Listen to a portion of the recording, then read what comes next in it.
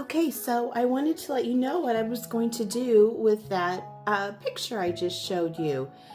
I like to collect, when I can find them at a price that I can afford, the yard-long rose pictures. That one, I found one to replace that one because that is not like a true print or anything. I think that's something that someone has just copied. And I found it for $5 at a garage sale, but I really like the frame too. So I'm going to use a decoupage paper that from Roycycled that came in Sonnet's April's Maker's Box. And so I'm going to make my own little frames for this, or matting for this rice paper. So I wanted to show you what I've done so far. I've used my ruler. I figured out how big my image is going to be, and then I've used my ruler and I've drawn lines to make my matting, and I'm going to show you really quick what I do. I looked at mattings, but I couldn't find one the size that I needed for, I am so sorry, I've just shook. I couldn't find one the size that I needed, and I thought I can try to make this myself. So what I did was, I have my matting cut out, drawn where I want to cut it out. So I just folded it a little bit and made a cut with my scissors. Now I'm just going to go to each corner. Sorry for my voice. I'm a little under the weather. I'm okay, but it's just kind of annoying to have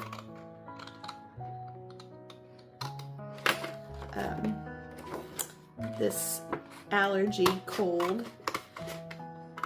Okay, so I hope you can see what I'm doing. I'm just cutting all the way to the point of each corner. As close to the corner as I can get. Got that one a little bit off, so I want to make sure it's right at the point where I'm cutting to. I'm going to do that on all four corners. I'm sure there's other ways to do this. This is just the way that worked for me, and that's what I'm gonna go with. Okay, so what I'm doing is I'm cutting off and leaving just a little section right here, and I'm gonna show you what I'm gonna do with those little sections. So I'm just basically cutting off those triangles. They don't have to be perfect because that part is not really going to be seen anyway. I'm hoping you can see this in camera.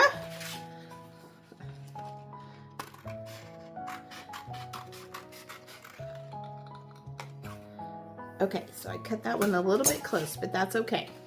Okay. So now what I'm going to do is, your pen helps you a little bit. If you have a scoring tool, that would be good too. Or I could use I do have a scoring board. But right now, I'm just going to use the ruler. And I'm going to put the ruler right on the line. And I'm going to fold my paper up. So if you don't have a scoring board or a scoring tool, you should be able to use a ruler. So yeah, I'm just going to fold those up like that.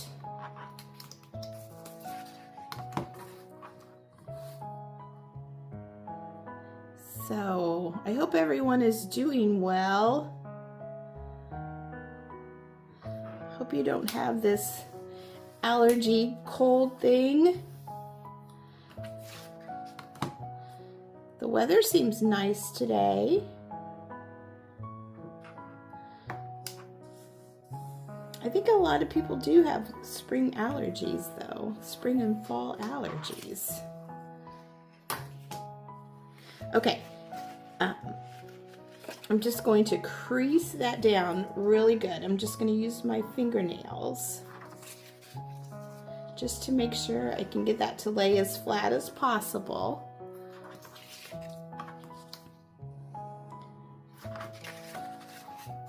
Now you can use clear tape for this next thing that I'm going to do, but I have these white stickers and I have lots of them, so I'm just going to use them. And what I'm going to do is I'm just going to tape down that little fold that I made. I'll show you this, and then I'll show you one that I already have completed, so you don't have to watch that whole process. Okay, so here is the one that I have done already, and then there is the front of my matting. I'm trying to decide if I want to lightly stamp something on here or just leave it like this. I haven't decided yet, but anyway, that is what the back of your mat would look like. And then what I'm going to do is put my image in here, and then I'm going to put another piece of, this is like cardstock paper. It is cardstock paper, but it's a little bit, it has a little bit of a gloss to it. So I thought it would be really good for this project. So what I'm going to do is put my image in here, and then I'm going to put a whole sheet of the cardstock on the back. And then that way it'll secure it all in there, and then you won't be able to see my tape from the front, hopefully. Okay, so I need to make 4 of these. So I'm going to continue making these, and I will come back and show you what they look like in the frame.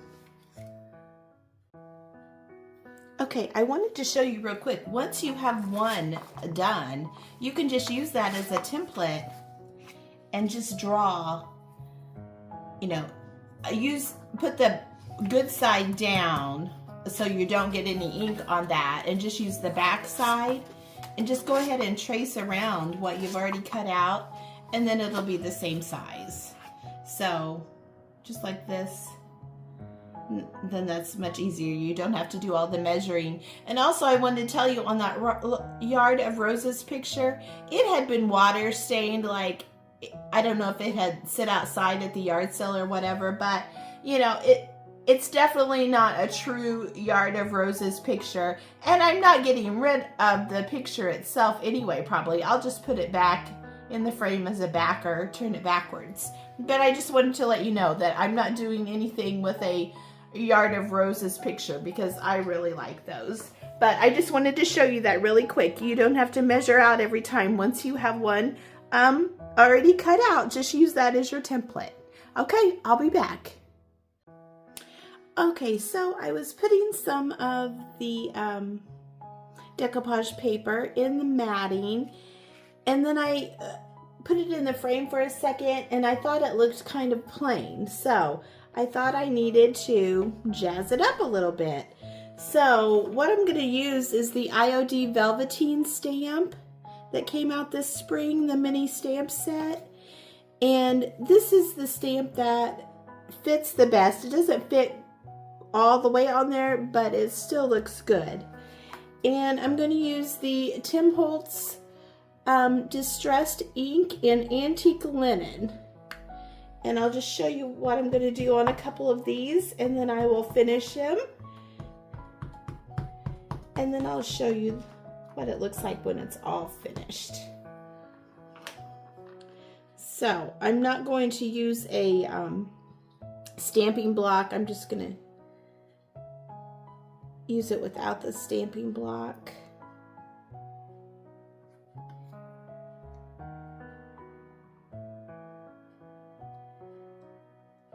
And just press it down with my fingers, holding it with one hand and pressing it down with the other hand. So that's what it looks like, and I'm just going to line it up all around my matting. I thought about doing the script because that would honestly be a lot easier. I could just stamp it and put it on there and be all done at one stamp, but I think this looks way better with the teacups.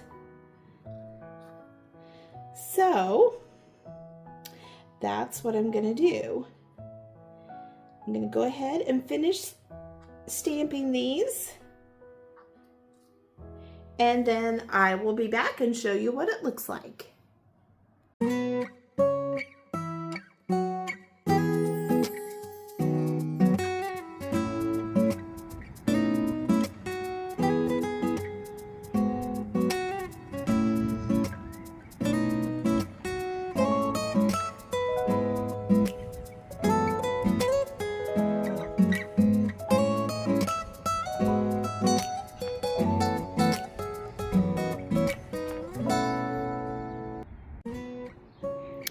Okay, so here's the final project. What do you think? I styled it two different ways. One for more of an Easter theme, and then this one is more for like an afternoon tea. Let me know in the comments what you think. Thank you so much for watching, and thank you to everyone that has subscribed. I just can't believe I have... It doesn't seem like very many, but I can't believe I have 61 subscribers. So that is just awesome to me. So thank you so much, and I hope you have a great day.